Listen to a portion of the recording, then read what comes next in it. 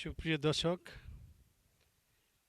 ভুট্টা চাষের উপর গবেষণা করে একটা বিষ প্রয়োগ করা হয়েছিল, ভুট্টা গাছের আগাছা মুক্তনাশক।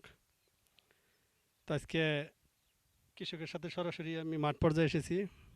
তো এখানে ভুট্টার ভিতরে যে গাছ, দুবলা গাছ, কয়েক আইটেমের গাছ, বাদুলে গাছ, কাছলে গাছ, সব গাছ, ভুট্টা গাছের কোনো ক্ষয়ক্ষতি হবে না, তো গাছটা মারা যাবে। তো কৃষক পর্যায়ে কৃষক বলতেছে গাছটা হ্যাঁ, গাছ মারা গেছে। দর্শক দেখতে পাচ্ছেন, কিন্তু তুলনামূলক যেভাবে ক্লিয়ার হওয়ার কথা এরকমভাবে ক্লিয়ার হয় নাই। তো কৃষকের মুখেই কিছু শোনা যাক। আচ্ছা ভাই, তুমি এটা কতদিন থেকে বৃষ্টি দিছো? আলহামদুলিল্লাহ আজকে 10-11 দিন হলো। 10-11 দিন।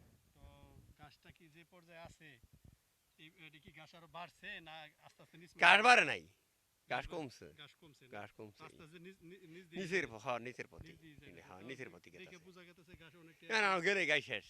গাছটা মারা গেলেই মারা গেলেই খুশি। সাকসেস। মারা গেলেই তারপর অন্যান্য কীটনাশক, পোকা মারা বা ভুট্টা কালা হওয়া এরকম তো এলে সবকিছু ঠিক হয় হয়ে এটা যাবে। ঠিক আছে।